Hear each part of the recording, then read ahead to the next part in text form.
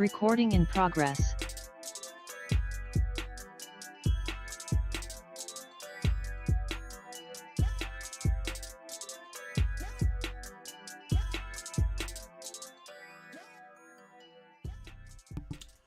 Yo, what up, what up?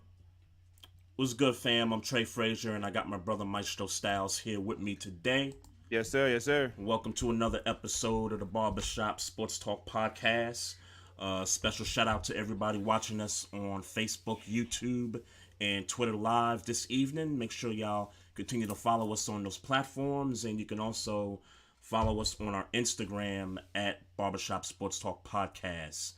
Maestro, man, what's good, man? What's poppin'? Midweek, man. I want to watch the whole interview before I really speak on it, man. But the clips I've been seeing on Twitter with the I want to say it's called Title League about and they got John Wall on there talking for about an hour. I gotta watch the whole joint, but the clips, yeah, I can't wait to hear what he got to say. Bring John Wall back to DC. I don't care. Okay. I don't care. So I'm glad you brought that up because I saw something where I guess he was talking about the experience with the Rockets and how they were tanking games, and that kind of was part of the reason why he kind of sat out after he got better with his injury and stuff like that. So that's I really didn't even interesting. see that one. The one that's been on my timeline constantly is the one where he talks about how he knew he was being traded to the Rockets for Westbrook. So that's the one that I've been seeing on my timeline. But I'm gonna watch the whole interview hopefully tomorrow sometime. Oh, okay. All right. That's a bet. I last week I just happened to run into a Chiefs podcast with three young ladies that it's an all-female Kansas City Chiefs podcast. They cover the Chiefs. And I decided, you know what? Let me, invite one of them on. And so her name is Jodi Newsome. You can follow her on Twitter, on Instagram, and as well as the podcast, which is called The Kingdom's Queens Podcast, that airs weekly. So we're going to, have her on in like the next 10 minutes or so. So, interesting. The Chiefs got a playoff game this weekend against Jacksonville.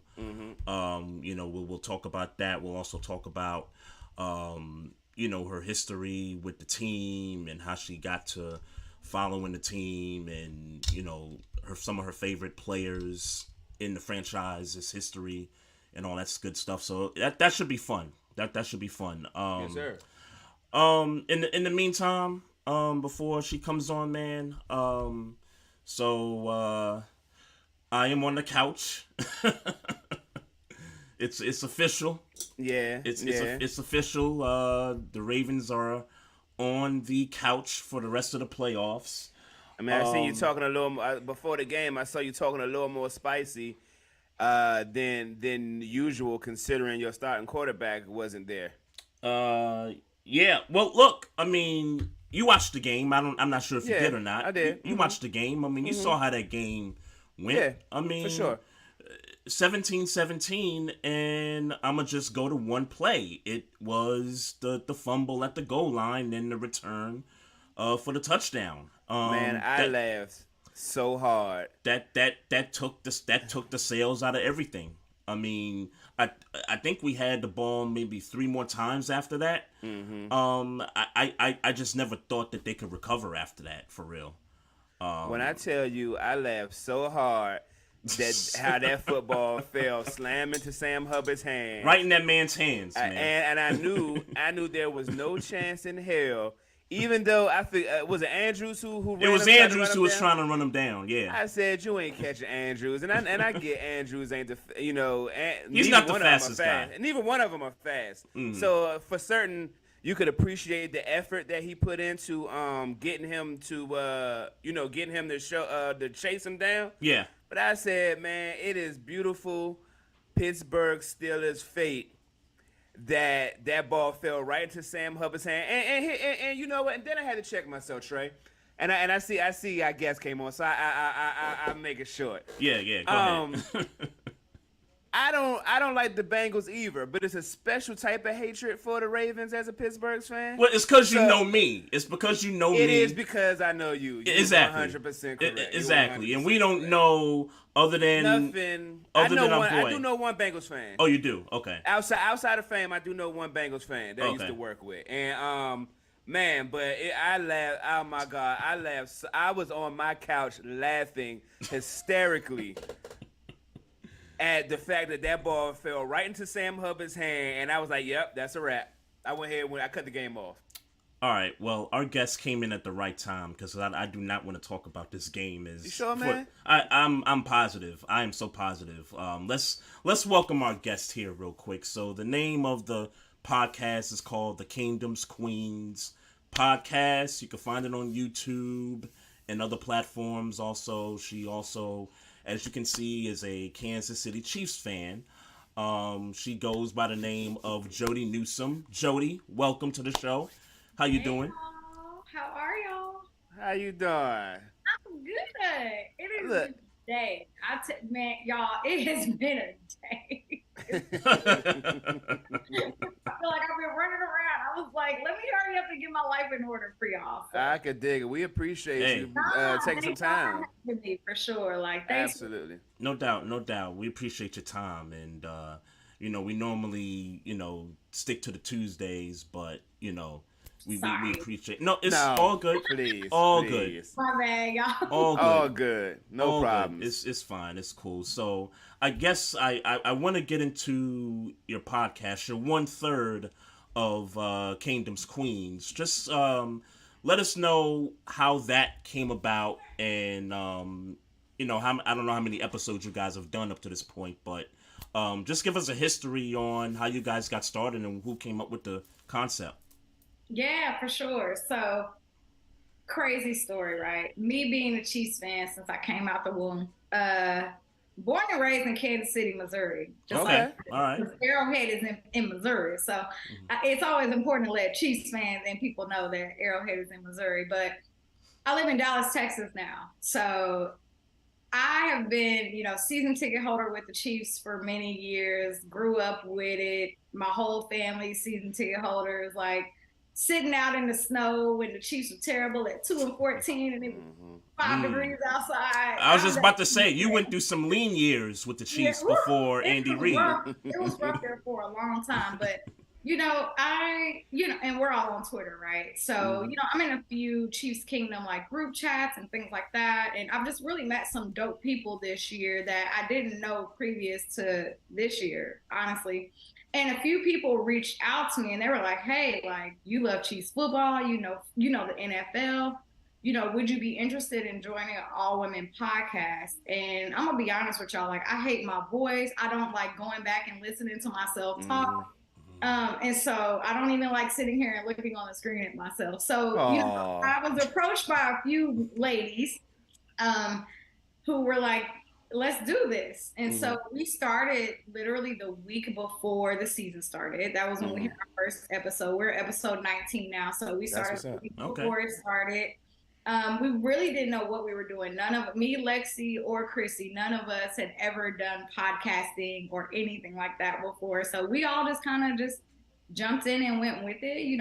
As a podcaster, you come up with your outline, you figure out what you want to talk about, and you stick to it. And it's really kind of grown like rapid fire since then. So that's how Kingdom Queens came about. We're the only all-female podcast in Chiefs Kingdom, which is also a great honor. Absolutely.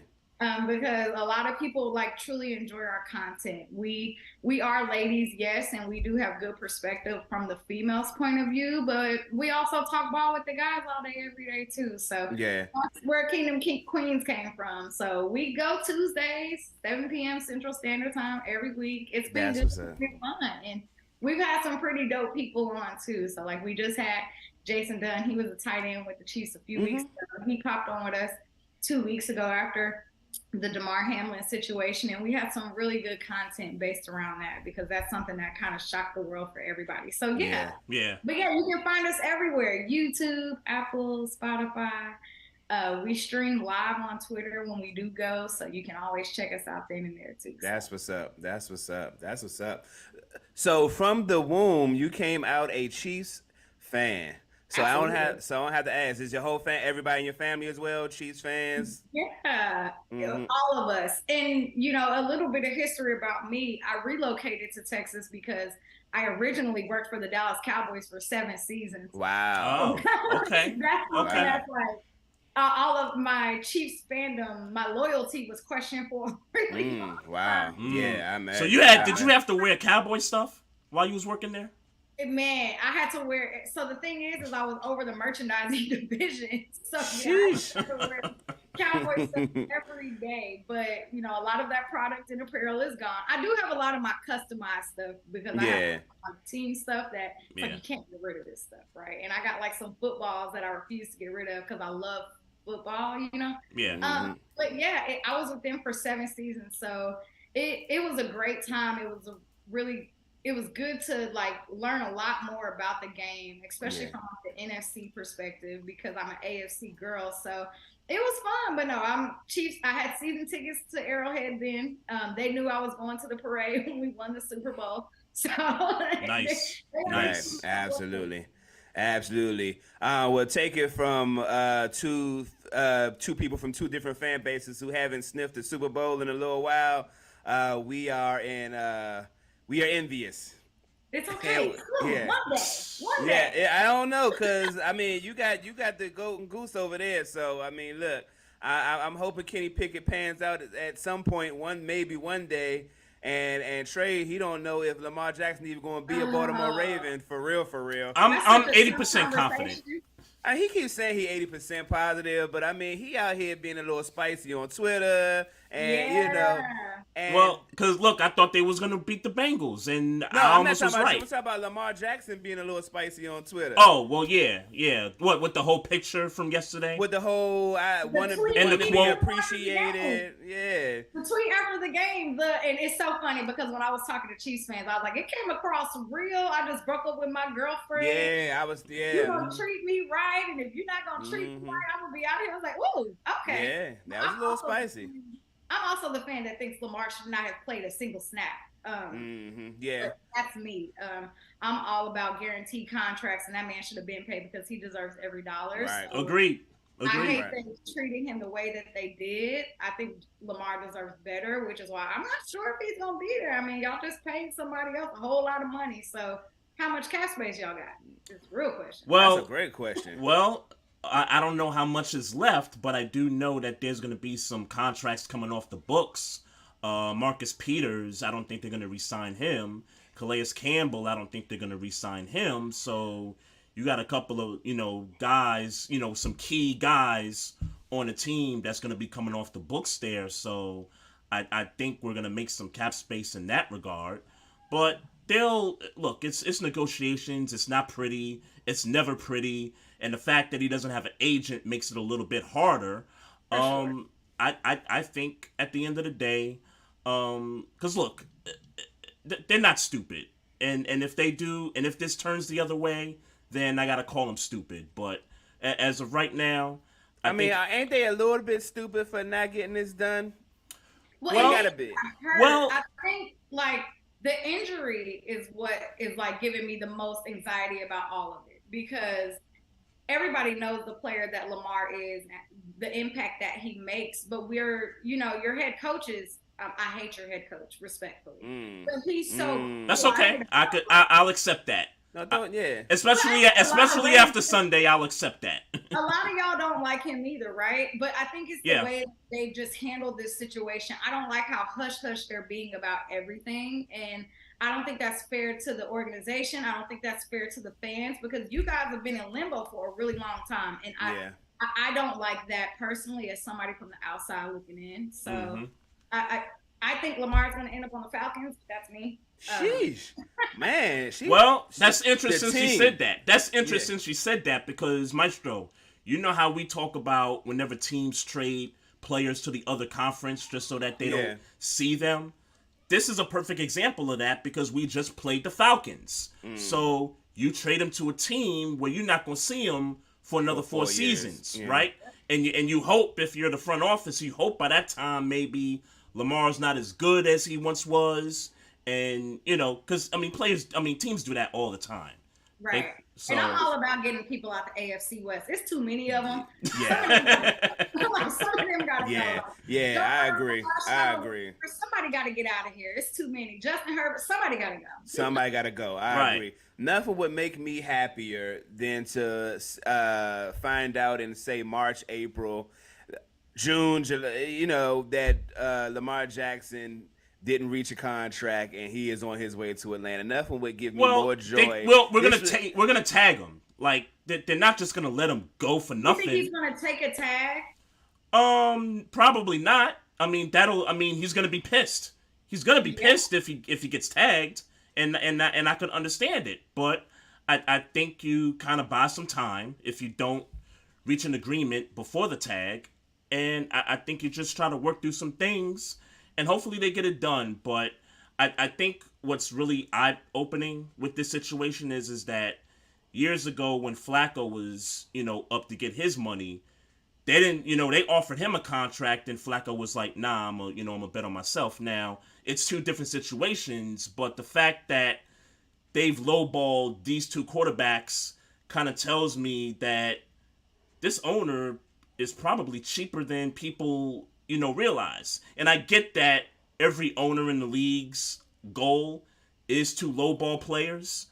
This is why they have agents and stuff like that. But in this case, the fact that two of the best quarterbacks in the history of the franchise you lowballed to try to get an extension, that's pretty telling to me. I hear your point, Trey, but and with all due respect to Joe Flacco, because Joe Flacco was a good quarterback when he was in his prime. Yeah. Lamar Jackson different, bruh. Absolutely. Absolutely. This is like, okay. Absolutely. Look, I watched San Antonio Holmes be lowballed. Yep. I watched Le'Veon Bell. Mike Wallace. Mike Wallace, but those are those types of players. Yep. Lamar Jackson is a generation. Absolutely. Yes. He's going anywhere. Yes. Pending injury. He goes to any team in the NFL right now that need a quarterback. Yeah. He's going to have the same type of an impact. Like this ain't the type of quarterback. Like this ain't Joe Flacco in his prime couldn't go to any other team and be right. Joe Flacco's game is going anywhere you wanted to go right now. And then you sat there and let Mahomes get paid. Josh Allen get his extension. You let Deshaun Watson get paid. And I was going to say, Pat's contract is team friendly. Yeah. Right. Restructured a few times already because he wants to keep his boys with him. Right. And I think that's like the greatness of it. Now, Russell Wilson, that's a whole nother conversation. Deshaun Watson, that's a whole nother conversation because Kyler Murray. Exactly. You let Kyler Murray get paid before Lamar Jackson? And I love K1 because he's a Texas boy. He's from Dallas, so I love him. But I'm like, Jesus Christ, like, come on now, guys. And Deshaun Watson got guaranteed damn money. Yeah. Absolutely. Yeah. And he's not going to be that great next year either. I don't care what anybody says. It's the Browns organization. He's not going to go in there and make the impact that people think he will. But Lamar can go anywhere. Yeah. Yes. Y'all shot yourselves in the foot. I think look. You say 80, I say 50. I'm literally at 50 right now. Okay. Look, you and, this whole, maybe about 80% of the fan base here in the city is panicking right now. Like, they looking at this man's... They looking at this man's IG stories, trying to get information and stuff, and it's like, y'all, don't pay attention to that stuff. Like, it's gonna get done. Like, just relax, y'all. And I don't think Lamar wants to leave. I think he loves Baltimore. Yeah. He loves it there. You know what I'm saying? Like, it's important. Those are his people. He loves it there. But at the same time, it's like, okay, I get taking that risk on yourself, and I get, I don't care about the smoke. I'm gonna play anyway. But then you got injured. Mm-hmm. You know what I mean? Now it's like this is the one thing that everybody was hoping wouldn't happen, and it happened. Did y'all hear Mike Vick's comment about putting the brace on it? I think Michael Vick is an idiot. because why would you go out there and do that? What did Vic say? I don't care. Mike Vick on Sunday said, because they were talking about the contract, and he was like, man, it's the playoffs, so you got to go put a brace on it. Oh, yeah. And I'm sitting there like, ask RG3 when he put a brace on it, what happened to him. He responded real quick, RG3. Oh, yeah. He responded real quick. Oh, yeah. And I tweeted, I was like, yeah, you're going to expect the RG3 versus Vic beef at some point. Yeah. Well, I mean, RG3 kind of put it in perspective for me. It's like, well, damn, it could have. RG3, as somebody here in the DMV area, RG3 was that one year. He was Redskins. He was the guard. They man, if you'd have seen all the 10s coming through here, and he made a decision to play injured against the Seahawks that year in the playoffs. Yep. And there he is. And you could tell he's remorseful, like he's regretful about it. So it's, coming from that perspective, I had to kind of like, yeah, all right. But at the same time, because I don't like the Ravens, why he ain't come to the game, bruh? Why he ain't? I am actually really shocked that he didn't travel. I'm shocked too. Yeah. I want to know why he ain't traveled, Trey, and I need answers. And I promise, Jody, we gonna get to some Chiefs talk. I promise. Oh no, we're good. Yeah. I'm about to say this ain't about the Ravens here. This is, I wore red for a reason, yo. You a Chiefs panderer? Nah. Nah, I got to know. Chiefs football all day. We just had Pat's auntie on a space with us for like 2 hours. Oh, for real? That's what's up. Yeah, she was super dope. Like super dope. It's his dad's sister. She was okay. Yeah, she was fire. So nice. Get back to it, Trey. Now I want to know why you feel like Lamar didn't come to the game, bro. And I swear, please don't have me cussing in front of Jody. I'm not trying to do that. Why? Please. Why would I have you cussing? Because you might try to PC this and act like it is nothing. When well, been showing I'll be honest with you. Game. I'll be honest with you. I don't. Yeah, I know. I'll be honest with you. I have no idea why he didn't show up. It's the Barbershop Sports Talk podcast. Speculate. Speculate? Yeah, speculate. How does your heart feel? How did you feel when every other game he's supporting, helping Tyler Huntley out? I wanted to beat the Bengals. That's where I was at with it. Whether he was there, you thought about it once. Whether he was there or whether he wasn't there, I wanted to beat the Bengals. We just played them the week before. Now y'all lost. And we lost and back to back, even when you had the scouting report, even though both y'all played real I wanted y'all to beat them too. What's that? I wanted y'all to beat them too. Yeah. I bet. Yeah. I bet. And I was hoping I was depending on y'all. Yeah. I was hoping that this would be Chiefs versus Ravens in a divisional round, but since they ain't handle business. That is not what you wanted, sir. What? Oh, yeah, I wanted the Chiefs. I mean, I'm sure you want to go to the next round, but that is not what you wanted. I wanted the Chiefs. I wanted the Chiefs. I feel you. I want the Chiefs. Well, why did you want the Chiefs? Why did you want the Chiefs, Trey? Why I want the Chiefs? Because they the big boys. Because they the big boys. But y'all not 100%. There's no point in playing the big boys. Y'all ain't 100%. I get it. I understand. But to be the best, you got to beat the best, man. Come on now. I feel you. Y'all ain't the best, and y'all are the worst team, or were the worst team in that playoff picture. Even they're worse than Miami. Okay, second worst. Okay, I give you that. I'm about to say, Come on now. But Miami has better weapons. Yeah, but I mean, I don't know, man. I think Thompson I think I'm more concerned of the threat of Thompson throwing it deep than Noah Brown. If Waddle can catch the ball, we might be having a different game by the way. If you haven't learned one thing about Waddle or Tyreek Hill is they never catch the ball with their hands. They always catch the ball with their hands. That's a fact. That's a fact. The whole time. And so, especially with Tyreek Hill, he doesn't get the excuse of it's cold because you played in Kansas City forever. Mm-hmm. Yeah. Snow games and sleet games and all of that. So like for them to not, and I just feel like you should be able to adjust, and they didn't adjust either. So if you're going to be a receiver, running back, whoever you want to be, you need to be able to adjust, especially when you're playing with your third and you want to. Exactly. Like because he was on it. Their quarterback was on it. QB3, he's from Kansas City. He went to K-State. So Lord have mercy. He was throwing a lot of crazy, right? But he was throwing darts. Like, I didn't expect him to go out there and look like that. Like, he actually looked a lot better than a lot of people presumed that he would. And that was on them. They had way too many drops in that game. They should have won that game. Yeah. Facts. I agree. Facts. I agree. Yeah. But with that being said, I was so mad at Tyreek Hill that game. I was like, what are you doing, Tim? You embarrassing us. I was so mad at Tim. Look, if anybody knows about Tyreek, it's you. If anybody knows, it's you. Yeah. But again, why do y'all think he's not in Kansas City? It's not necessarily that we couldn't figure out a deal. It's because Tyreek Hill had terrible drops when it mattered the most. And even though he's fast as shit. Oh wait, we're not. No. Go ahead. Go ahead. Please say shit. Go ahead. Incredibly fast. Like, man, he dropped the ball at some of the worst times, and that was in the playoffs and in regular season. And it's like, come on, team. Man, even against Buffalo, because he came through in Buffalo last year. Buffalo. That's his thing, though. Like, they hit him in stride in his gut, and he was gone. Like, we know that's what he do. Right. Yeah, we know that's what he do. That's all. I mean, and I love Tim. Like, I hate that he's gone, but I can't be upset at what we were able to do with our team with him. Like, y'all not hurting. They gave us that 7, and we got Isaiah Pacheco, and he's been a dog. I like him. Yeah. I like that guy. 7th round pick, I will never be upset about that. Like, ever. So. Nah, I'm not mad at y'all because y'all got a group of receivers that's not going to demand like top receiver money.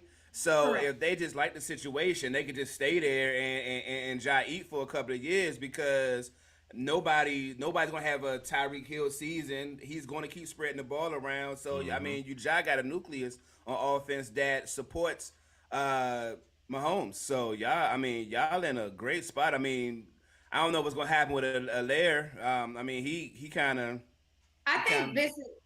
So there's a few things that I think, like, I don't think CEH will be back. He's actually activated this week. He hasn't played in the last 5 weeks. Yeah. So he's activated this week. But when you look at Pacheco and McKinnon and what they've been doing with the ball, like, McKinnon has scored the last 7 games. He has 9 touchdowns. Yeah.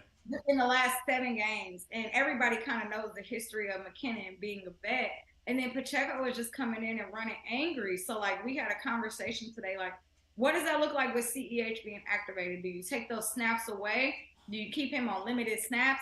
Like, what does the offense look like now that he's back? And I pray that they keep him at limited snaps because I am not a CEH fan.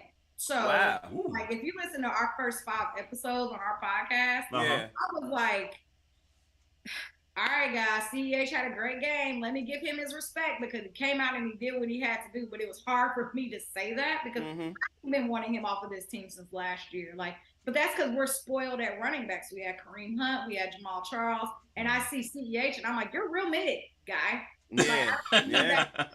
So that's where I'm at on the CEH thing. I do think they're going to draw up some special plays for him. Yeah.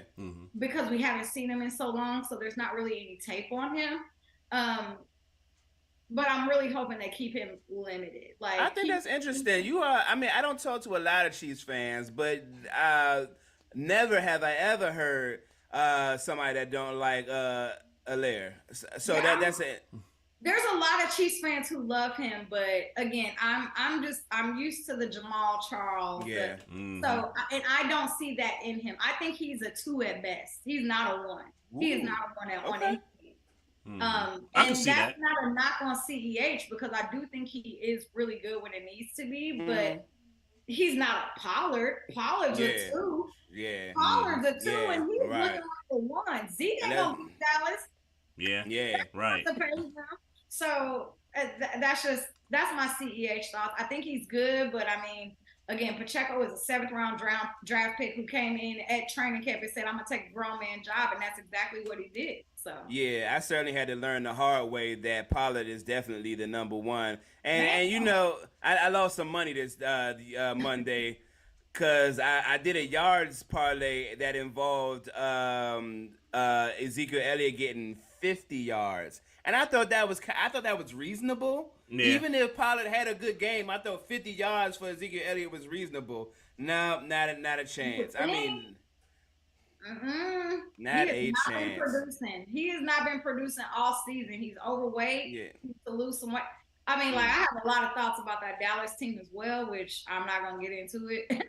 But snap. I have a lot of thoughts about that Dallas team, too. So they need to really just figure out how to get Pollard in that one. Sheesh. I mean, that's some tough. That would take Zeke, though. Like, yeah. Because they don't have a running back. And even though he's not the guy that he was 7 years ago, he could still make an impact on a certain team. I don't think it's Dallas. I think it's time for them to move on from him. Wow. I could agree with that. I never thought about him. 2015. Yeah, he's been there for a while. But I never thought about him leaving. I always thought about him just accepting that he's going to be a number 2. I thought about I have a diehard Dallas fan at my work office, and all she want to do is yell at me and like, shawty, I don't care. I don't care. Yeah. But she's strong on Pollard and Zeke being on the field at the same time. She's big on that he's been very productive in short yardage situations, which I've seen from time to time. But she, like, if she heard you say that, which she probably will tomorrow, and be like, nah, we ain't going to go all in on Pollard. And I will say, I do think they have an incredible 1-2 punch. I think that is great to be able to let Pollard sit and rest and let Zeke go in and go for 1.5 yards or whatever he's been doing, because he hasn't been doing much.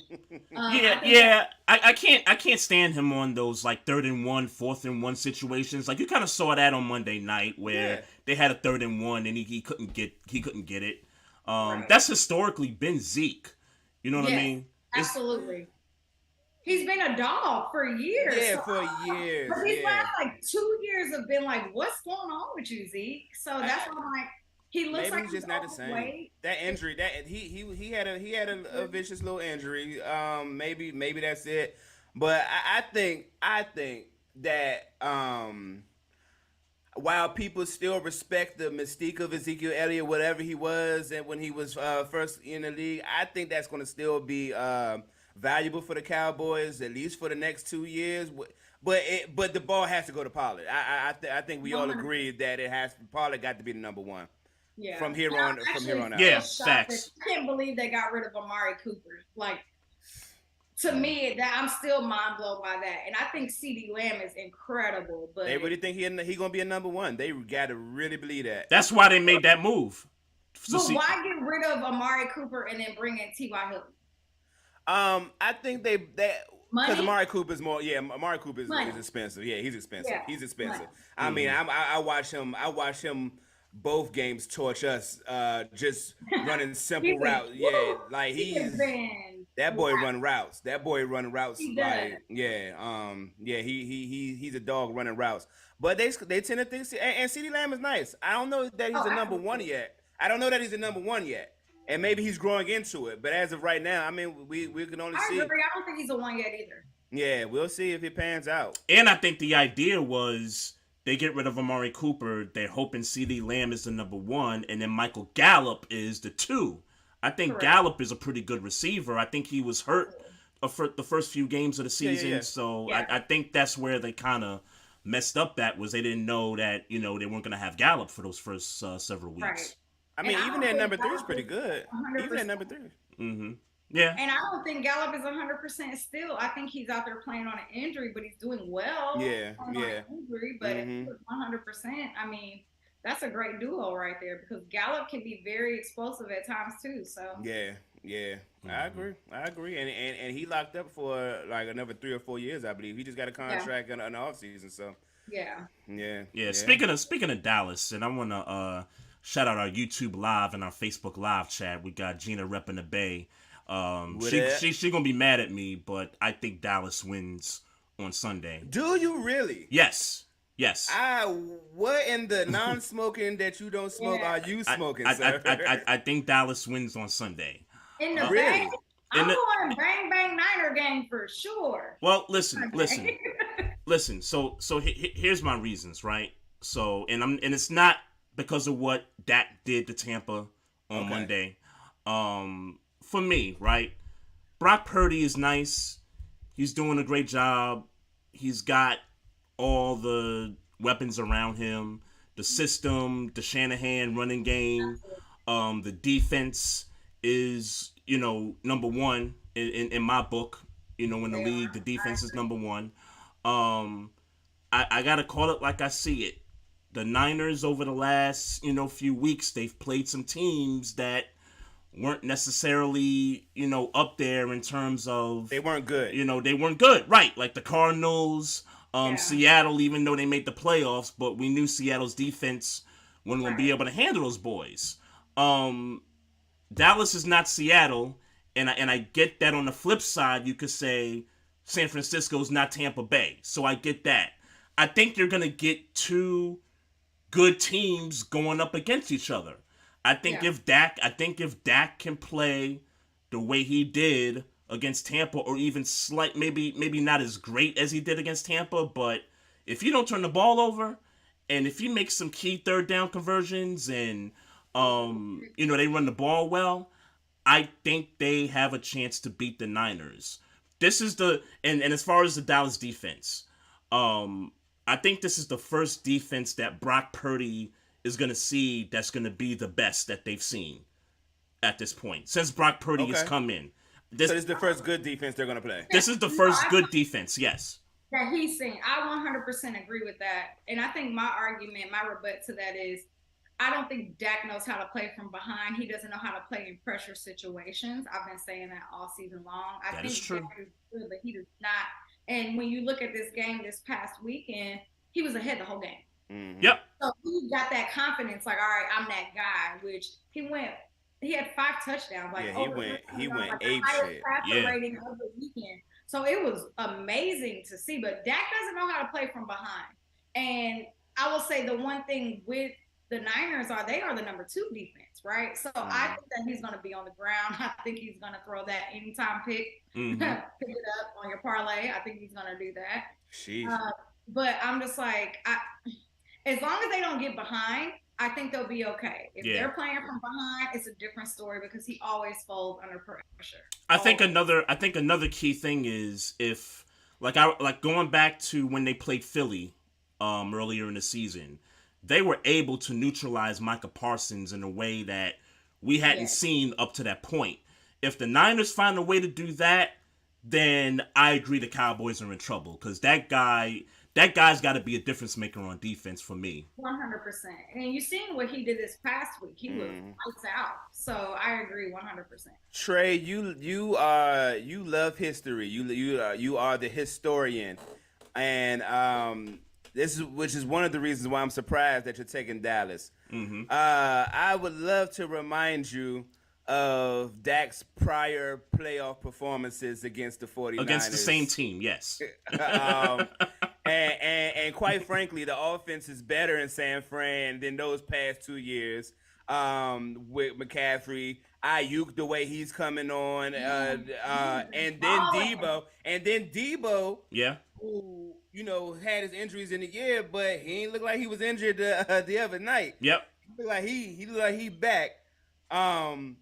Look, they are gonna hire Brock Purdy. It's no other way to slice it. That's obvious. And when I say hide him, but when I say hide him, I don't mean like he's not gonna throw the ball. Right. I mean he's not gonna do anything outside of what he's told to do. He's gonna, you got 2 options. Yeah. If you ain't got it, get rid of it or run. And he's not going to do anything outside of what he's instructed to do because he understands the situation he's in as a rookie, which is why he's been so good, which is why most mid quarterbacks, let's be clear, I don't know that Brock Purdy's a good quarterback yet. Yep. I know that he knows how to play in a system, just like Garoppolo did, and just like the short glimpses of Trey Lance when he played. Yep. So with that being said, we know Dak Prescott gonna come up out of them roles when he feel like he want to come up out of them roles. Mm-hmm. Now, like Jodi said, at least a pick is coming. At least one is coming. Sure. At least one is coming. At least one for sure, or a fumble, something. He will have one. Yeah, I think they can still survive that though. Like if it's just one, I think they can still survive that. For sure. I mean, not to talk about the Chargers and the Jacksonville. Oh no, we can go there. Just Yeah, we could go there. I'm like, not to pivot, but you got Trevor Lawrence throwing 4 picks in the first quarter, going down 27-0, and miraculously coming back and winning that game. Yeah. Raiders, right? Yeah. So it's like, I don't know what is going on there. So I definitely think if Dak throws at least 2 picks, that they still have the chance to be okay. Mm-hmm. But I also think that the Niners run a faster offense than the Cowboys, and I think they're going to put points on the board quick. And I also think the Niners are more physical. Like, I think the Cowboys are physical, but I think the Niners are more physical. Yeah. So, okay. Like, is Michael Gallup going to hold on to the ball? Is CeeDee Lamb going to hold on to the ball? Is Zeke going to fumble? Like, those are things that are uncertain, but I definitely think can happen in that. Yeah. It's not necessarily on Dak fully. I think it'll be really interesting to see what the offense does. It'll be a tight game, Trey. Yeah, so we agree there. We agree. Be a tight game. One of the things that was obvious for me in the game against Seattle last week, Seattle missed tackles. Like, I mean, whenever Debo got the ball, like, none of them guys on Seattle could go after this guy. I don't think Dallas allows that. Like, Debo gonna get his, but I don't think Dallas gonna miss that many tackles the way Seattle did. I just don't see that. As long as Parsons, DeMarcus Lawrence, LVE, Van Der Esch has to come and have a good game. And LVE can be so hurting. Right. Are you healthy or not?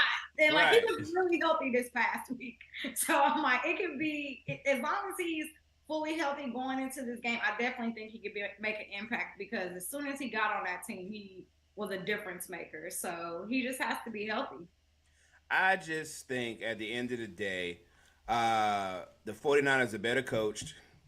They have a better idea of what they want to do on a game-to-game basis. They know exactly how they want to approach the game, and they practice how they want to approach the game. And rarely, through any 49ers games I've seen this year, have they deferred from kind of what their game plan is on a week-to-week basis. Mm-hmm. So all year, they've been kind of doing the same thing. Even when they was like, they was kind of mid in the beginning of the season when they was dealing with Trey Lance and Garoppolo, whatever. And then when they added McCaffrey, like they got a better caliber running back of McCaffrey, but they were still okay in the running game with the I guess it was Wilson and whoever the running backs were at the time. Elijah Mitchell, yeah. Well, Elijah Mitchell was out half the year, but when they were mid, they still were kind of doing what they're doing now. It's just that they got healthier. Yep. They just got healthier. They outside of quarterback, they got healthier. And at this point, just running the course, just doing the same exact thing they've been doing. I don't know. They're too strong at doing the one thing that they've been doing all year. Mm-hmm. And I don't think Dallas could deal with that. Yeah, I agree. I think CMC is going to run all over them. He's gonna run all. He's gonna have a hate. Yeah, he's gonna have a game. Yeah, I think that was gonna go crazy too. Yeah. And here's Gina repping the Bay in the YouTube live chat to remind us last year in the wild card round, the game, it was a 23-7 score in the third quarter. Yep. And I remember that game because San Fran got off real hot in the beginning there. But I'll shoot Dallas bail.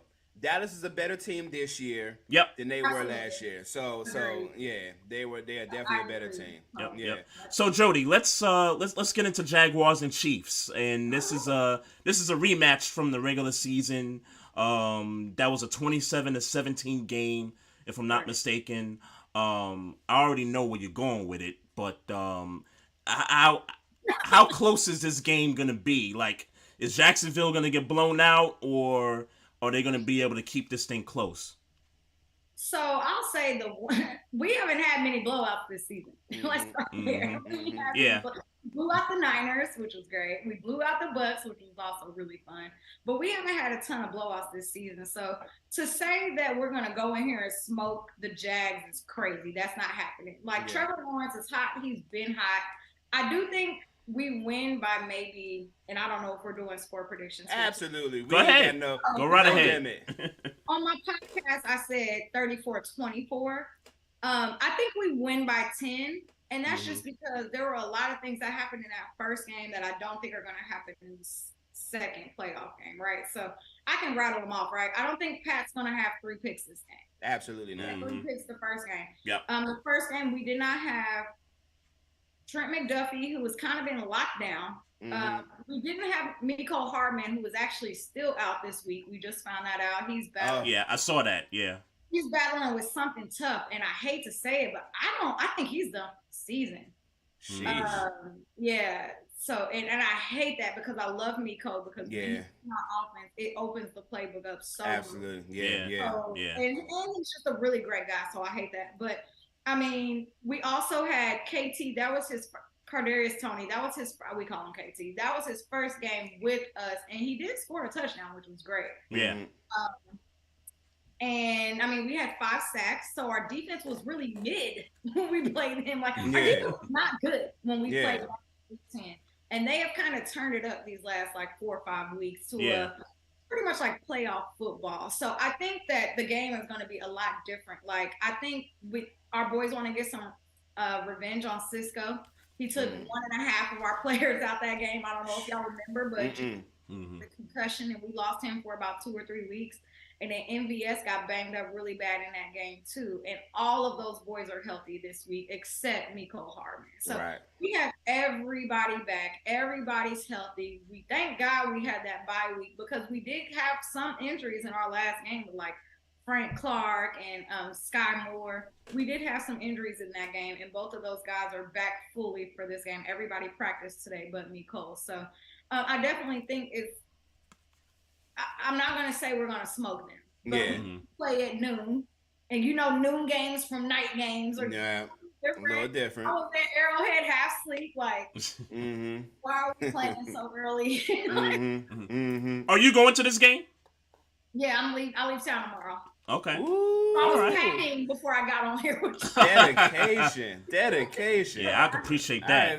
I appreciate that. And playing I was like, whoop, sign me up. I don't draft that. I'll be there. So, but I mean, the atmosphere is going to be different too. I mean, I don't know if you've ever been to Arrowhead, but it's just electric. Like, it's so fun. Like, my seats are right by the tunnel too. So you see the players coming out, you see the fireworks, and it's just great energy. And it's a snow game. So we have a 40% chance of snow and rain now on Saturday. Oh, wow. Ooh. Nice. Weekend. Yeah. Ooh. But it's supposed to snow during this game. And so I might have to change my opinion. I think the Jags get smoked. I don't know that they can get it with that snow. It's a 40% chance of snow on Saturday. Okay. Gee. It was 40% earlier. So now I'm like, man, because they were like, pack your snow boots. And I was like, ugh. Yeah, I got Jacksonville getting smoked now. See, I had just Kansas City winning. But now Kansas City weather, that could be rain, that could be sleet. Like you don't really know what that's gonna look like necessarily. Yeah. Okay. Like we're not on the East Coast, right? So when y'all get snow, y'all get snow. It don't do that. So it's a possibility that it could snow for like maybe 2 or 3 hours and then the sun come out. Like, don't know. But I am packing my snow boots, my hat, my scarf, and my heavy coat, my down coat. I think I'm still gonna think. I think I'm gonna go with Jacksonville. I think y'all smoking on the Jaguar pack, cause it's for a few reasons. Well, let's be clear. If Brandon Staley and Joe Lombardi wasn't the offensive coach and head coach of the Chargers, Jacksonville doesn't get out that game. Jacksonville doesn't get out of that game. 100%. And I'm still. I agree. And Lombardi I can't believe being Brandon fired. Staley still has a job. Right. Lombardi being fired is not the only issue. Yeah. Staley needs to get fired. Yep. He should have been gone. Yeah. He should have been gone. So there's that. Secondly, look. Trevor Lawrence, I am a believer. I'm a believer. At first I was like, I don't, let's see. Like I know what he did in Clemson, but let's see. But I'm a believer now. But it's not his time yet. Because I was talking to a few Jacksonville fans today on Twitter because, I've been in spaces all day for some reason. And, they've said it themselves. Like, of course, they think they're going to beat us, which is totally fine. Like, support your team, right? But at the same time, they also were like, man, we didn't even think we were going to be here. Like, the season that they were predicting for themselves, they were thinking they were only going to get maybe 6 or 7 wins. So for them to make it all the way to the second round of the playoffs, they're like, it feels like a Cinderella story if you keep up with Big 12. Absolutely, they enjoying the ride. They enjoying the ride. Yep. Which is why I got to give it up to Trevor Lawrence, and in some respects, obviously Doug Peterson being there helps, and even though I still don't believe Christian Kirk is a number 1 wide receiver. They do. Today they told me he was a top 15 receiver, actually. But that receiving core works. It's a good receiving core. Of Zay Jones, Christian Kirk, Marvin Jones Jr. That group works. Yeah. They got a good group of number 2s. Right. I love Doug Peterson. He falls under the Andy Reid tree of coaches, right? So, I don't know if y'all remember this game, but when we played them the first time at Arrowhead, their very first play was an onside kick. Onside kick, Because they were trying to get an extra possession, which I respect. And so we already know, he's going to do something extremely he's going to pull tricks out of his bag for this. Because that's who Doug Peterson is. That's why he's so great. Yep. It's like son trying to beat their daddy at basketball. Right. Yeah. And that's why I think this game is close, because Doug Peterson for me is the X factor. And if you keep his teams close in the game, he's gonna, like he did last week. I mean, the 4th down play with the 3 running backs in the backfield. Genius. And I told you, Maestro, it was going to come down to some coaching at some point, but it did. If this game gets close, because Doug Peterson, I think, is going to work some kind of magic. I still think they lose, but I think it's close. But if the weather is bad, then I think Andy Reid is better prepared. Those 3 interceptions we had, and if we had even half of the receivers playing that game, I think it's a totally different game. And McKinnon wasn't even hot then. Yeah. Wasn't hot then. I think the only reason I think the only reason that maybe this ain't a blowout is because McCole Hardman ain't there to open the game up. I 100% agree. But I definitely think of course, Travis Kelce is a GOAT, but I think Noah Gray has a huge game for us. I think Jody Fortson's going to get some touches. I know KT is going to come in and have a really good game. I know Pacheco is going to come in and run hard.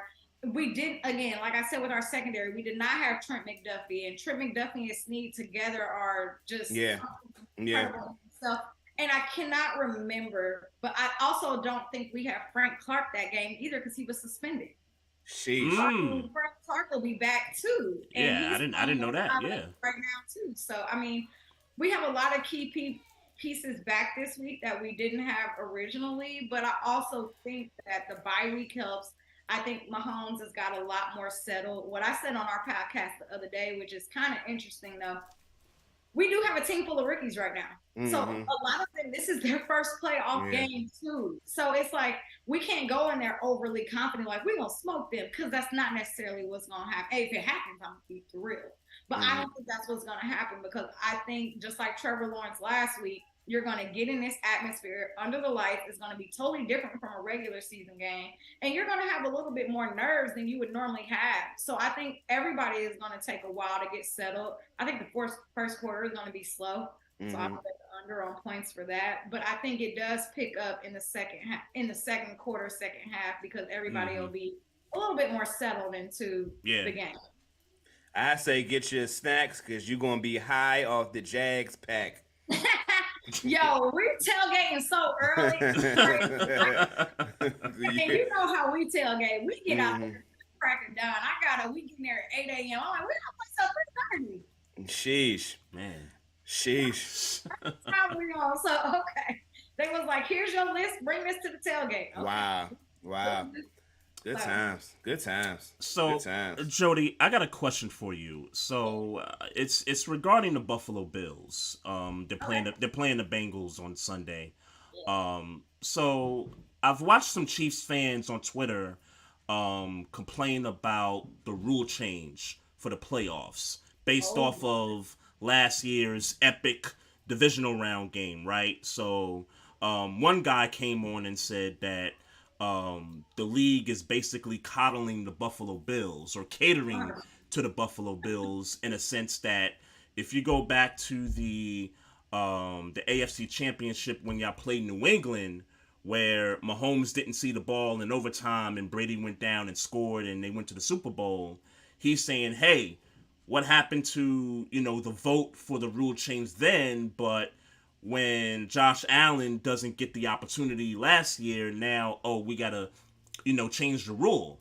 And then you combine it with some of the other stuff, like my team played the Bills earlier this year. It was a real phantom roughing the passer call when we were trying to get him off the field.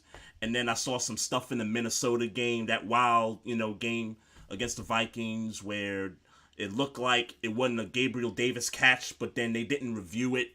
So I want to know from your perspective as a Chiefs fan, and it appears that we kind of have this Chiefs versus Bills rivalry kind of thing going on. How do you feel? You think the league is kind of catering to the Bills? And then, just to top it off, y'all won't even get to play in Arrowhead if the Bills end up winning their game. Y'all be playing in the ATL. So how do you feel about that? So I definitely agree to the whole, I think that Roger Goodell being from Buffalo is coddling the Bills. Didn't even put that together. I knew he was from New York. I didn't know he was from the Buffalo area. I know he can't be a fan of any team because he works for the NFL. Yep. I get it. Yep. But again, let's talk about when the Chiefs played Tampa Bay. They just had a whole hurricane the day before. Yeah. Mm-hmm. And they didn't want to move our game. We had to go to Tampa Bay still. During all the conditions, people lost their lives, people lost their homes. The hurricane was horrible. It was a Category 5, but the Chiefs are going to go to Florida and play. Right. Mm-hmm. But they moved the Bills game for snow. You're in Buffalo. You get snow. Right. Right. That's culture. Yeah. Outdoor stadium. That's y'all fault. Literally, that has anything to do with us. Y'all been playing in snow y'all whole entire lives. Mm-hmm. And y'all want to play in a dome. And y'all got to go to Detroit. Okay, cool. But we played in a whole hurricane. So that's like my biggest thing about that. It's like, you wouldn't change the rule for us. Cool. You saw how upset Chiefs fans were about that. That's fine. But then as soon as the bill said one thing, it automatically got changed. Yeah. Like, what? And then the moving of the game, the neutral field, it's all BS. Do I know that the Bills are scared to come back to Kansas City? Absolutely. Did they beat us this year in the regular season? Yeah. But I can speak to us missing all of those key pieces then. Yeah. Mm-hmm. Well, but no, I definitely think that, I mean, y'all listened to the game on CBS this past weekend and how Josh Allen was an alien and he's the best and he's Mr. January and all of these things. Yeah. Jordan. Yeah. Yeah. Mm-hmm. Seeing is how they also have their game this week with CBS. So I mean, they definitely be gobbling Josh Allen a little bit, and it's not that he's not good. He's good. He's okay. But, yeah. Josh Allen is an okay quarterback. He has great people on that team that make him great, but he has the highest interceptions rate right now. He is one of the lowest quarterback ratings right now, and they're literally feeding out. And I hate to say this because I really, as much as I hate the Bengals, and y'all know why, 0-3, I want them to win this week because I want to see them again. But they got Carl Sheffers. Yeah. And he's the worst ref in NFL history. Oh, Lord. Oh, man.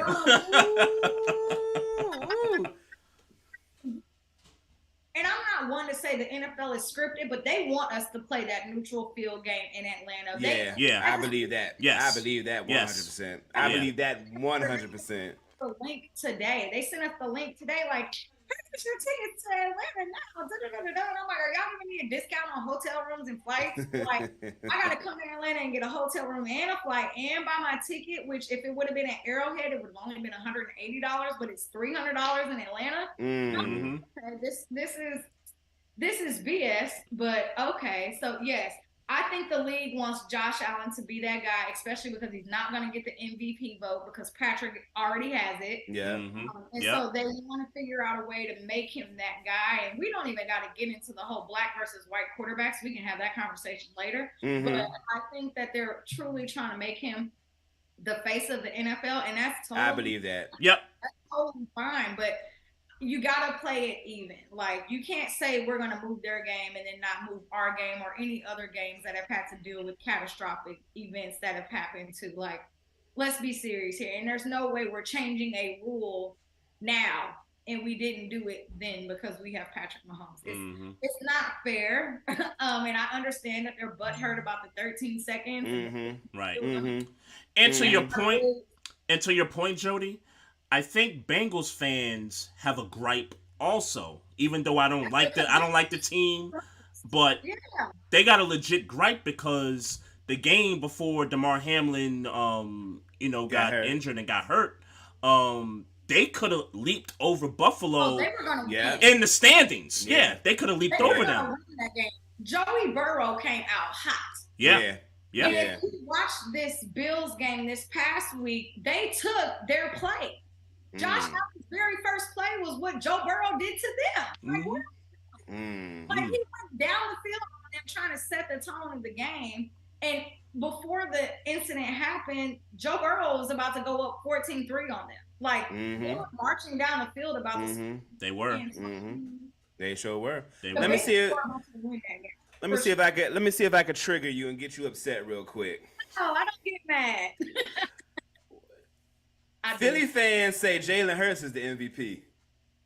Man, Jalen Hurts. So the Eagles are actually my underdog team for this year. I called that before the season started because I love Jalen Hurts. I think he's a dog. That boy is good. Okay. Yeah. Facts. Do I think that he's the MVP? No, because if we're going off of stats, and that's what the NFL does, Patrick Mahomes' stats are better than Jalen Hurts. Okay.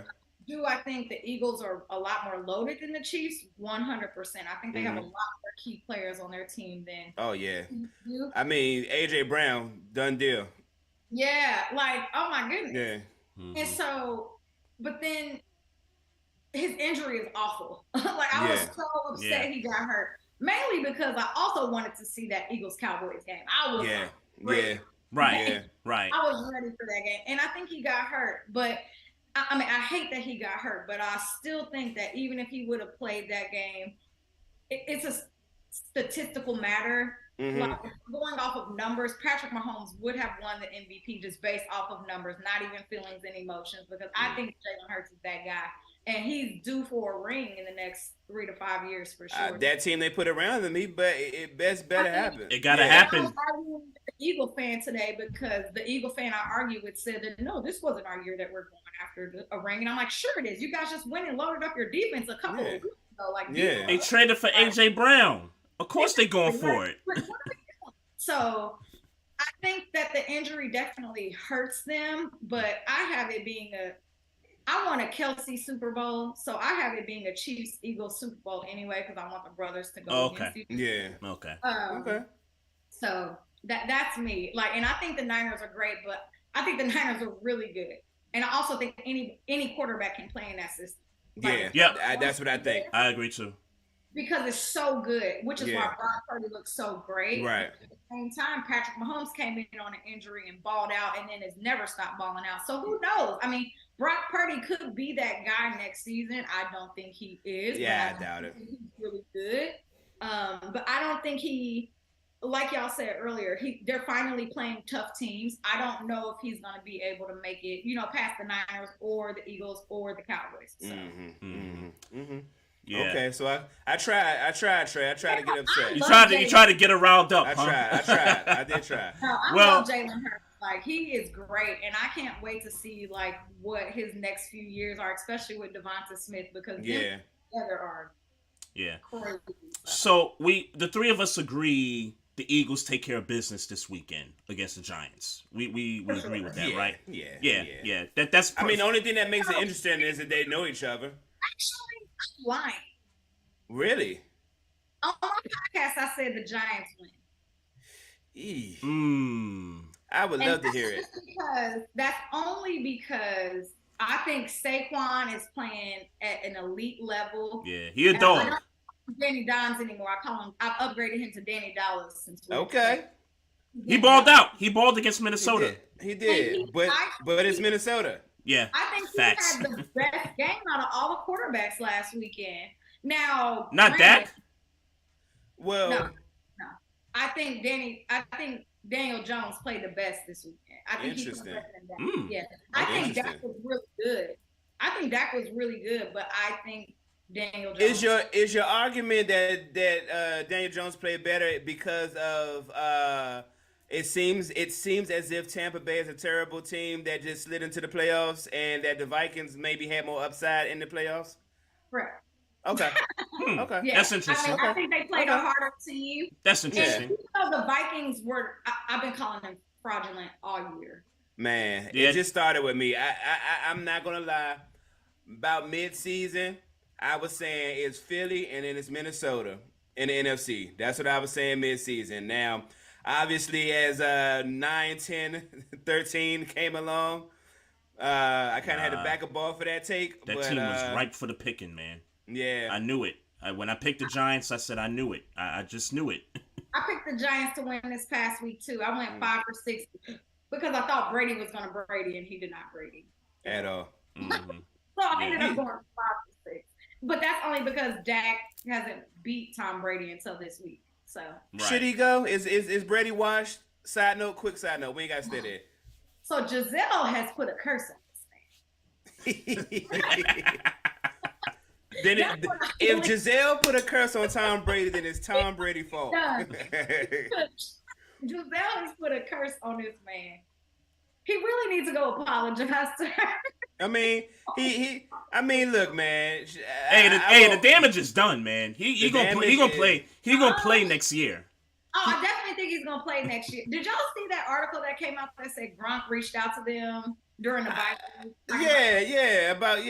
Wow. I don't put nothing into that. Yeah, I don't put nothing into that. So where does Brady play? Where does he play? Because I don't think he plays in Tampa. I think he's gonna end up at the Raiders. Oh yeah, I think he gone for real. Yeah, I think he goes to the Raiders. I think Brady goes to the Raiders. That's interesting. Yeah. Wow. Yeah, that's what I think. And I would love that. I would love to play against him 2 times a year. I bet you would. Yeah, because y'all gonna smoke.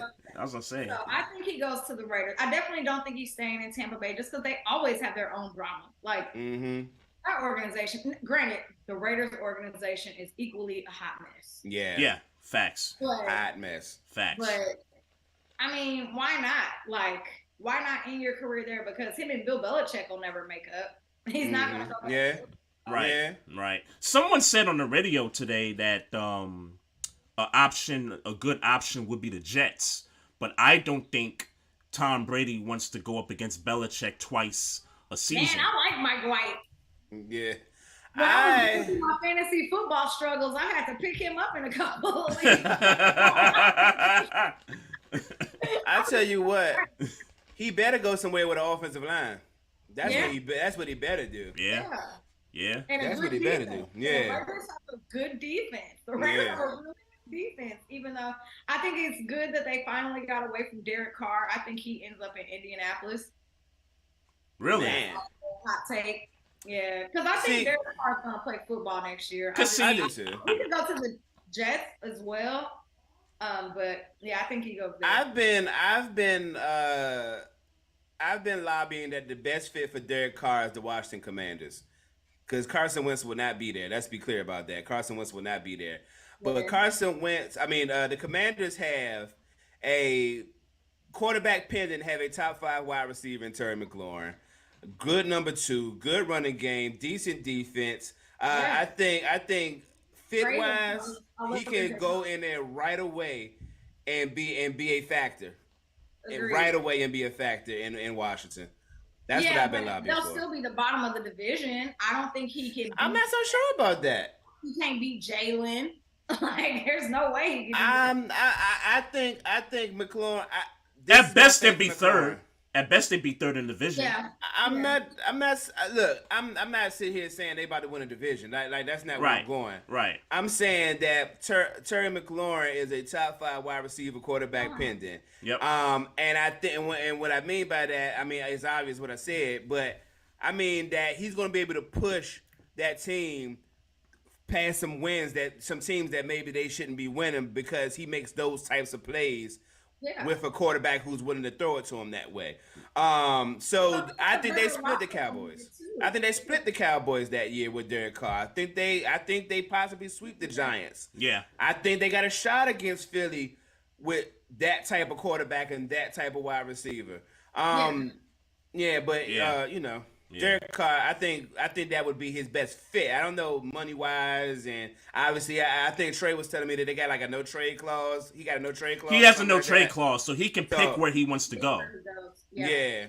So he probably wouldn't want to come to DC, but I mean, Ron Rivera's a great guy. Like, I think the locker room situation that he was in with the Raiders was so toxic. That was just so bad. Yeah. I would love to, go to a system where, it feels like a family in Washington, even though they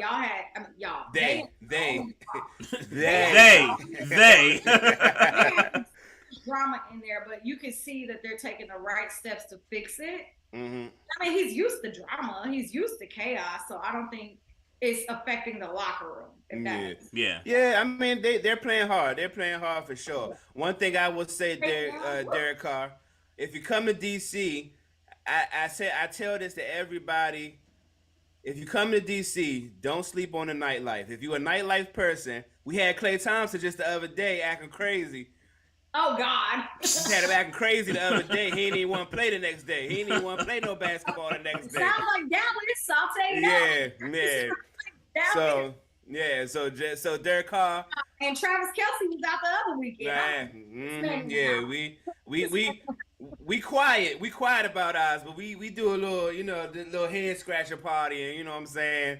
So but Derek Carr, and I'm only doing this on behalf of the people, my peoples around me who just want to be competitive with Dallas every now and then. Go on to Washington, man. Go on, make this rivalry. My office want to actually have a legit argument every week. Derek Carr would do that. Well, and Derek Carr is a good quarterback. He's just been in a terrible situation. Yeah.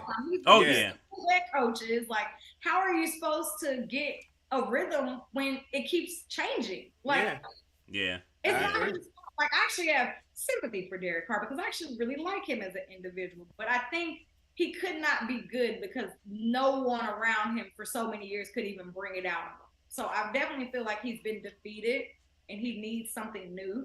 And I think something new could really energize who he is as a quarterback. The reason you know what that man needs? That man needs a top 5 defense because for about 5 or 6 games this season, they've had a 17-point lead and the defense has just blown it. Now, I kind of put them both equally at fault for that because while the defense is giving up late scores, as an offense, you could put teams away at the same time too. So I kind of hold him half accountable for the season. It's funny. We just talked about this a couple of weeks ago. I called it Kirk Cousins syndrome. All the talent in the world. But when it's time, sometimes you just got to be better than what's on your roster. Yeah. That's what makes you a star. That's what makes you the guy that you are. And Derek Carr and much like Kirk Cousins, he just refuses to just step up to the plate and make the play. So did you hear Kirk Cousins' excuse on why he threw that ball 3 yards when he needed 8? No, I didn't. So, what was it? So he said he was about to get sacked and he didn't want to give JJ a shot and he saw Hawkinson right there free. And I'm like, bruh, you played the Buffalo Bills and y'all had a 4th down situation and JJ was covered and you still threw it to that man.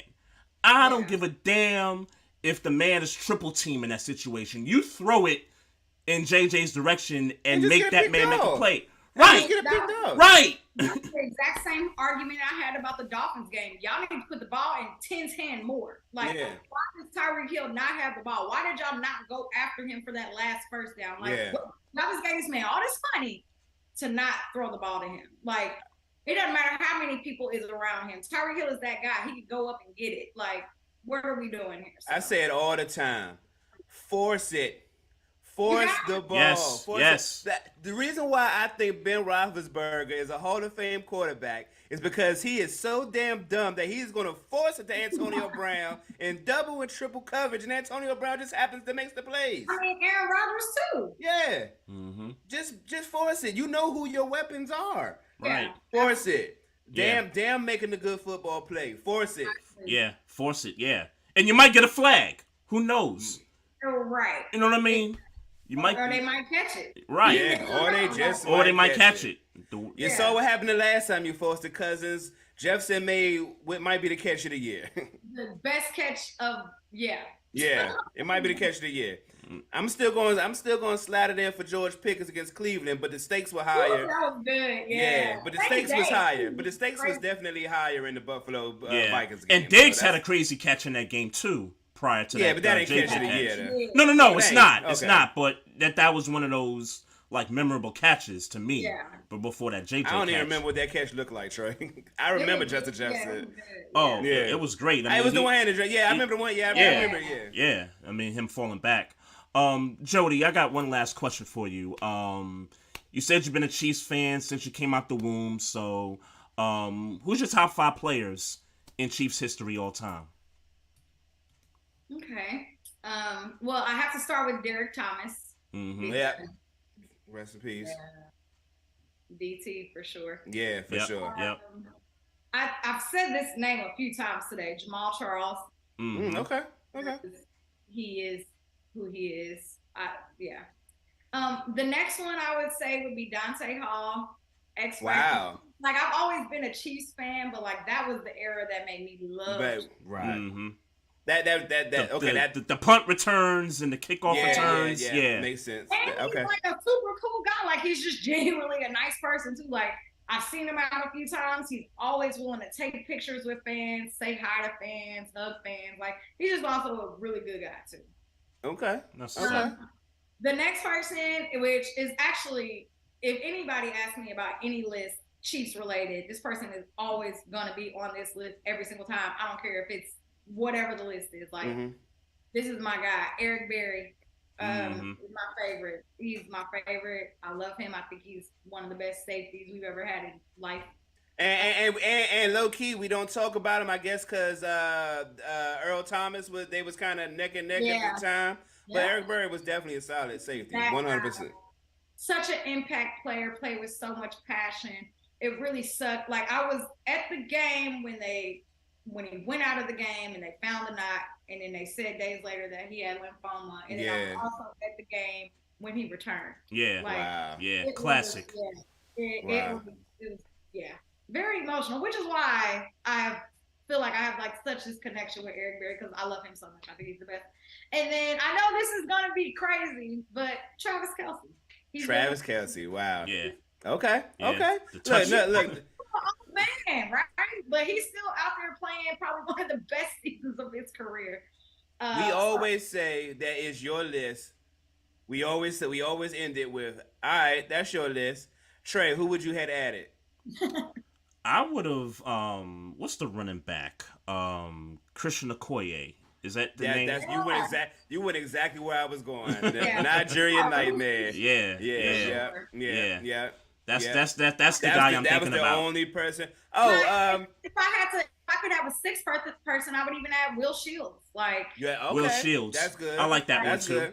Good. Tony Gonzalez. It was an obvious one. Yeah. I was actually having this conversation. We've had a few Tony Gonzalez versus Travis Kelce this season. Interesting. Okay. Well, how you feel? So obviously you like him over Gonzalez.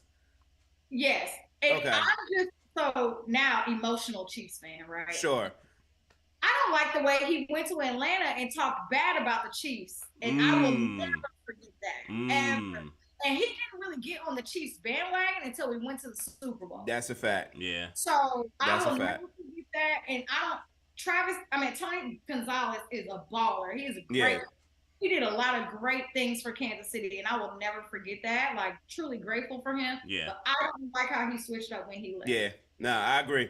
I agree. He ain't said nothing negative about us at all, and he's still one of my favorite ex-Chiefs players. I love Tyrann Mathieu, and he's having an okay season down in New Orleans, right? But nothing left and switched up, and Tony Gonzalez did. So.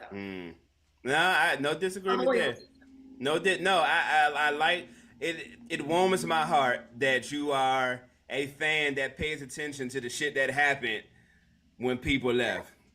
It warms my heart. Nah, it's a specific petty that I can appreciate. Absolutely. So I will always say, like, I definitely think, like, he deserves his gold coat. He deserves all of this. I will never forget what you did when you went to Atlanta, and you act like you know us. So you acted phony. Right over there. Yeah, I didn't even remember that. I didn't even realize he did talk trash. Yeah, no, he got a little greasy. He got a little slimy. Yeah, he popped up all of a sudden, and even when he was a commentator, he didn't say nice things about it. Like, I don't think he's a great commentator, to be honest with you. Say that again. I'm sorry. I said I don't think he's a great commentator, to be honest with you. There's a lot of people who are terrible. There's a lot of people who are not, but it's okay. Like, I get it. Yeah, look, I would probably be trash as a commentator too, because I would slip and cuss all the time. I mean, all the time. I'm trying to have a cocktail. I can't have a cocktail. I can't even really say how I feel, so I would never. Exactly. I'd be trash at it. But it's like, do you have to be neutral when you have people like Tony Romo who exactly? Clearly let's be clear. I would never be neutral, and I mean never. Not never in a day would I ever be neutral. Never. He can do what he wants. I mean, that's like Skip Bayless. Like, sucker ass. Yeah, I don't like Skip Bayless. Like, I'm really at the point where I just don't like him anymore. Like, at first it was just like, all right, whatever. I just disagree with your points. Like, all right, that's cool. The man's a narcissist in my book. In my book, he's a narcissist. And what's his name? Bart Scott. Same. I think they're both the same level of clown. I don't like him. I don't pay that much attention to Bart Scott, but I know for a fact that I do not care for Skip Bayless anymore. And at first I'd just be like, all right, I don't agree with his opinions, but I respect that he would come out and be so on the opposite of what somebody thinks. Like, cool. Like I can respect somebody that just flat out don't care what the masses is. I don't care. I don't like LeBron James. Like, I can respect that opinion even if I think you're wrong. But at this point, you're not about to keep talking to Shannon crazy, and it boils my blood. But then the stuff with DeMar Hamlin, that was what made me be like. And then he gets on TV the next day and says, I'm sorry that you misunderstood. That's not an apology, Skip. One of my close friends works for Undisputed, and he was like, man. And I'm like, so is it real off the set? Like, are they both really pissed off the set? Like, when it's in the, he's like, yeah. And I feel like, I get it. Skip is doing, this is what your contract is. Your contract is to be a troll, right? But it's like, come on now. Like, even Ryan Clark, who I think is probably one of the best ESPN analysts. Yeah. He was just so real and so raw and so natural when that situation happened. Like, I already loved him as a analyst, but my respect for him, for Lisa Salters, for all of them, I'm just like, wow. Like, the way they were so, like, just professional and polished and able to hold it together. It was really good to see in a really tough situation. So. Yeah, but we don't. I won't speak for Trey. Maestro was on big fuck Skip Bayless energy. Yeah, it'd be like that. Oh, I don't like him. I don't like him, bro. I've told you before. I won't even watch Undisputed YouTube clips no more. Like, I won't even watch the YouTube clips no more. Yeah, nah. I can't wait till Shannon gets his own show. Yeah. Well, he's got his podcast. Pat McAfee together. Like, him and Pat McAfee together might be great. I love Pat McAfee, by the way. He cracks me up. Yeah. Funny cat. Because he's that one where it's like you can't cuss, and he's like, "Oh shit, my bad." Right. Yeah, like he covered the national championship game on the field, and he cussed on the field. I was like, "Yep, that's Pat McAfee right there." That's my guy. I will watch his podcast all day. I watch it. I definitely watch it on. I watch it on YouTube. So same. Yeah. So, Jodi, listen, we appreciate this time. It was dope having you on here. Just let everybody know where they can find you at on social media and what you got coming up. Yeah, so Kingdoms Queens podcast every Tuesday at 7 p.m. Central Standard Time with my girl Lexi and my girl Chrissy. We go live at that time, but you can always hear us on YouTube, Spotify, and Apple. My @name, I am on Twitter at, what's my @name? I just changed it, at Jodi Newsome. They told me I have to like switch over to being professional. So I'm now at Jodi Newsome, but I'm also known as your football queen. That's what a lot of people call me. And I'm always on there. So, I mean, I'm on Instagram, but barely. So right. To try to find me on there. But you can definitely find me on Twitter. I'm always on there all day, probably more than I should be. So. No, never too much Twitter. Hey, nah. Never too Twitter much all on day. Twitter. I know. And our podcast handle as well is at The Kingdom Queen. So you'll find me on one of those two pages. That's what's up. Hey, we appreciate you, Queen. Like, yeah. You was great. You was a good conversation. I'm glad you were a good conversation. I can appreciate. I'll speak for Trey on this. We've had a lot of female guests on in this past year, and really, all of y'all have been. I'll say it for me, better conversations than some of the male guests. So y'all are killing it in the sports game, and we glad that y'all could give us some of y'all time. And I'll say for me, y'all have been a lot more knowledgeable about the sport of football than I'll ever be, and that's a fact. And I won't keep. I don't know if you like how much sauce you like on your compliments, but I'll add this last one. Me and Trey, when we started this podcast, however long ago, it was a long time like ago. 8 years ago, yeah.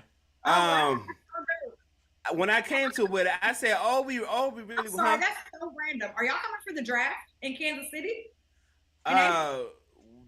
We didn't have plans, but now you're raising a. Man, everybody's coming for the draft. It's really gonna be like a low-key great networking event. You're raising. I was gonna say, interest. Yeah, my interest level is gone. Up right now. The city is gonna be crazy. Y'all should definitely come that weekend. There's so many things already planned. Like the weekend is gonna be crazy. Like even if you can only come for like day one, like y'all should definitely come. It's gonna be live. Sold. I'm gonna get my 2-piece now. Sold. Yeah. Sold. No. I said to him, we should start a podcast. It's our reason. We've been friends for 20 years. Yeah, okay. And it's our reason he's married. I was fresh off divorce, but it's a reason for us to talk shit about sports. Yeah. I had no intentions on becoming any more knowledgeable about sports or any of that. I just really came to talk shit. But y'all make it so easy for me to not know nothing and just give my honest opinion. Y'all make it so easy because y'all know all. I just watch the game and talk shit about what I see. Yeah, so I appreciate y'all making. I appreciate y'all. Y'all smooth the roughness and the lack of knowledge, the ignorance that I had. Y'all smooth to make my presentation a little easier. So I appreciate y'all. Facts. All good. I mean, I will say I didn't really get into all of the NFL until this year with the podcast. Because I'll talk Chiefs football all day, but when you kind of have to learn about other teams, it just naturally happens. Like now you're on the couch all day, Saturday and Sunday watching Red Zone. All my friends are like, "What are you doing this weekend?" I'm like, "What?" Why you ask me what football is on, right? So, Yeah. Hey, and one last question. You were a season ticket holder. On average, how many games do you attend per season? This is the first year I did not attend every game. Wow. So I did not. Yeah, I usually try to. Well, I just relocated back to Dallas in May. Last year I lived in Kansas City, so I was at all of them. And then the years prior I lived in Dallas, but I went home when I could, because sometimes the Cowboys and the Chiefs both had home games on the same day. Yeah. But this year, this is the first. I didn't go to the last two games because they were the Broncos and the Raiders, and I was like, I'm not. Yeah. And the Raider game was New Year's Eve. I was like, I'm not doing this in Kansas City. I'm gonna stay in Dallas. Yeah. So that was the first. And actually, no, there's one more game I did not go to this year. I sold my Tennessee ticket because and that was a good game too. Right, but we always struggle against Tennessee, and I was like, and it was a noon game, and I was like, I don't feel like dealing with the drama of Derrick Henry and them. Yeah. I was like, I don't even feel like doing this. So this is actually the first year I missed 3 games, but I sold my ticket for that, which is crazy. Wow. I usually don't miss because I love Arrowhead, and I think the Tennessee game, it was.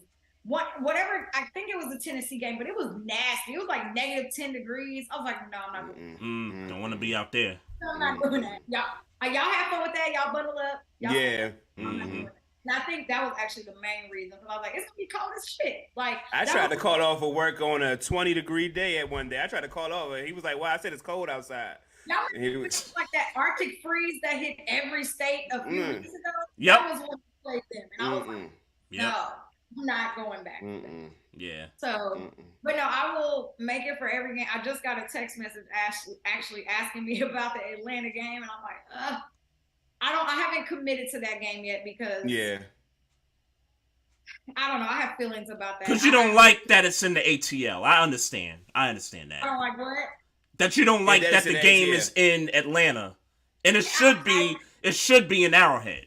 It should be at Arrowhead, which is why I'm rooting for the Bengals this week, because I think the Bengals need to beat up on the Bills so then we can play them at Arrowhead. I don't want to. Makes sense. Yeah. This might make you get spicy. I think the Bills are going to win the whole thing.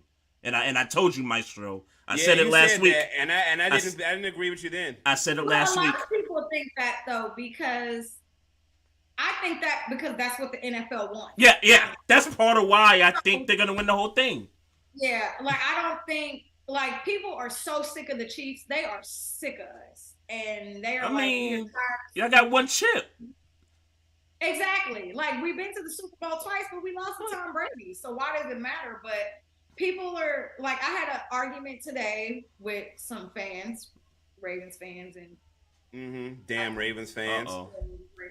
Hey, but we great because, and I know like we're done, but no, it's fine. I was just like, we're in a rebuild season, and I know people don't like to hear that. Like, I know that we still have the same quarterback and the same coach, but we've added so many pieces on our offense and our defense and our special teams. We have so many rookies all over, and they're all just learning how to play with Patrick Mahomes too. Like I said earlier, all of them, this is their first playoff game too. So I know it doesn't seem fair because Patrick Mahomes is who he is, but I mean, we are new. Like, we're not the same team we were years prior. And y'all still the number 1 seed after all that. Look.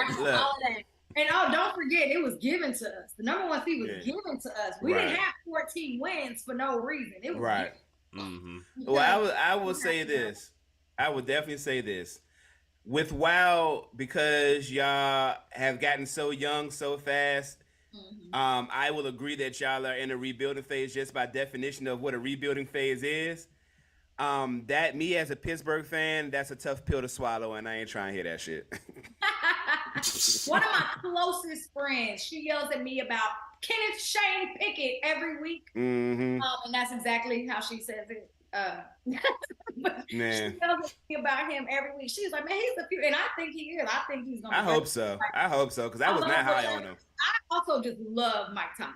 I think he's probably one of the best head coaches. Who don't? Pulled it out again. Pulled it out again. Another winning season.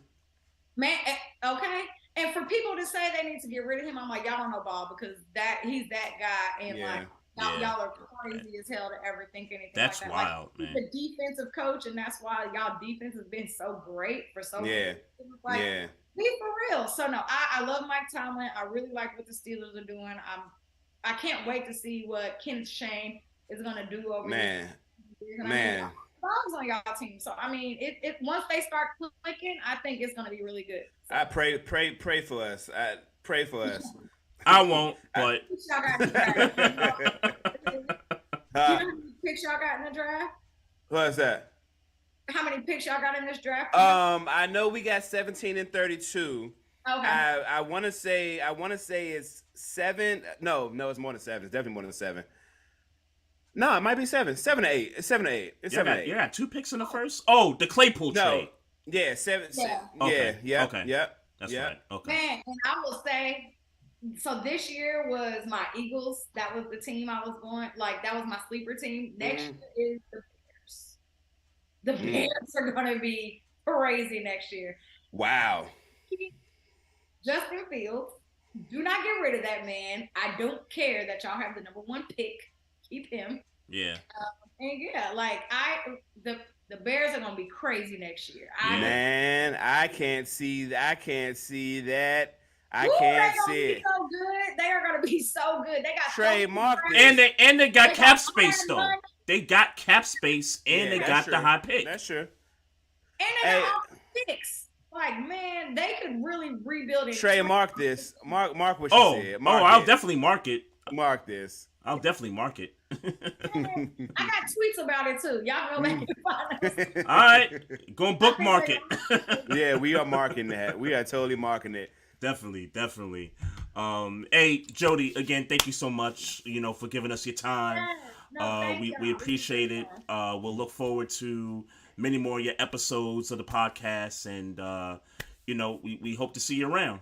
And we are pontificating about how we gonna make it to the draft for certain. It's gonna be crazy. And let me know when y'all come. I'll be in the city for it too. So we'll take y'all to get some real barbecue, all that good stuff. No doubt. Now, don't threaten me with it. Look, Sean, I'm 240. Don't threaten me.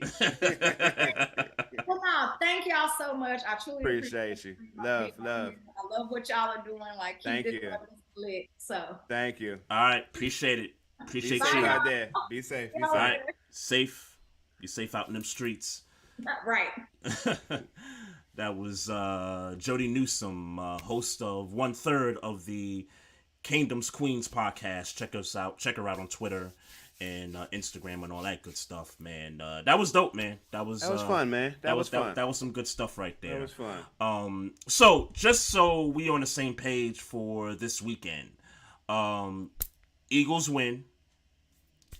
Eagles win. Chiefs win. Chiefs win. Buffalo wins. Buffalo against Cincinnati. I'm going Cincinnati. You gonna go Cincinnati? Okay. I'm going Cincinnati. Okay. I'm going Cincinnati. Okay. I'll go Buffalo. And you and I differ on Dallas and San Francisco. You got 49ers and I got the Cowboys. Yes. Yep. Okay. Yep. All right. That's what's up. Vince Wright in the Facebook live chat. What up, though? Appreciate you, Gov. Appreciate you dropping in, man. Y'all some shit. Y'all some cold shit. Y'all are some trash. It is disgusting. Get rid of Kirk Cousins.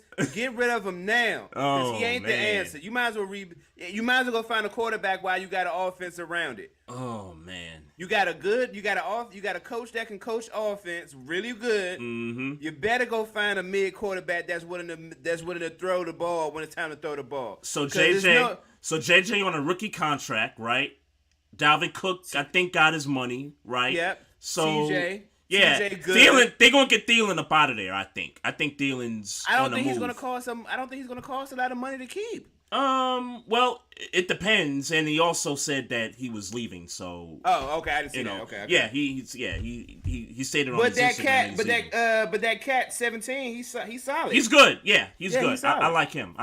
And then the backup running back, I like him too. Madison. Yeah. Yeah, I like him too. Yeah. Yeah, you gotta do something about the quarterback spot, man. Y'all some shit. Yeah. But I think in addition to that, Maestro, they gotta do something about the defense. Sure, 100%. But it's like we've had this conversation a few weeks ago. Yeah. The defense does need to be worked on. But Kirk Cousins has the arm talent. Yep. Where he should be able to be better than the overall roster talent sometimes. Right. And just so happens, you should have beat the Giants. No way around it. Roster-wise, you should have beat the New York Giants. Yeah, facts. That's a fact. That roster, the roster is not as good as Minnesota. That's a fact. No question about that, man. And I wish we can, go through some of the other stuff, but we really don't have much time. But you and I agree, Staley got to lose his job. Now. Yeah. It's taking too long. It's wild that he's still there, man. They made what's his name the scapegoat. And quite frankly, he deserved to lose his job. Too. Yeah. Lombardi, he deserved to go. Definitely. And Seattle got to upgrade the defense. Tampa gonna be some trash next year without Tom Brady. Byron Leftwich. That's right. He's free. Pittsburgh or Washington, one of the two. I'm okay with both. Speaking of which, you guys re-signed Matt Canada. I saw. We didn't re-sign him. We just not getting rid of him. Oh, okay. Yeah, we just not getting rid of him. Oh, okay. But we'll find a job for you in Pittsburgh. So if you want to come on. Yeah, we'll see what happens. They're trying to get Brian Flores out of there too. Not Pittsburgh, but people are asking about him this year. Oh, they are? Yeah. Oh, okay. How many openings are there right now? There's 5. I'm not quite sure. But I saw Monday that they have been asked about Brian Flores. I hope he stays because I want him to stay with us. But yeah. But it's too much talent. He deserves to be somewhere. Right. Like if the Broncos call him, then if you're Brian Flores, you got to take that. Yeah, of course. Yeah. I got a special shout out too. I want to shout out the homie Sharif, our homie Sharif, for hooking us up, me and Debbie, with the Wizards Knicks tickets over the weekend. And the seats was great, man. I saw the pictures. I was actually looking for Walt Clyde Frazier to get a picture with him, but I think he was up in a booth somewhere, calling the game and all that stuff. So, and I didn't even catch up with the other Knicks guy that does content like pre and post game. Yeah, it was crazy in there, man. Because after the game, and I think when me, you, Sharif, and I think Keontae last time went, they had a go-go concert after the game. And man, what I tell you about putting a concert at the end of that shit, man? Concert? It's not a band played after that. No such thing as a go-go concert. Why is that? Nothing. You're out of towner. You're just out. I am. So. That's why I asked the question. Right. I am. No. Nobody says concert. Nobody says go-go concert, bro. Okay. All right. Right. That's all. All right. Okay. It's a go-go because I've heard people say they want to go to the go-go. So yeah. So there was a go-go. Who played though? After the game, I honestly couldn't tell you who it was. I know. I figured I'd try though. I was looking for my guy and I couldn't get to my guy. It was so crazy in there after the game. But yeah, we had a great time, man, and hoping to get tickets again for when they're in town, February 24th. I told you about that. You and I should hit that up.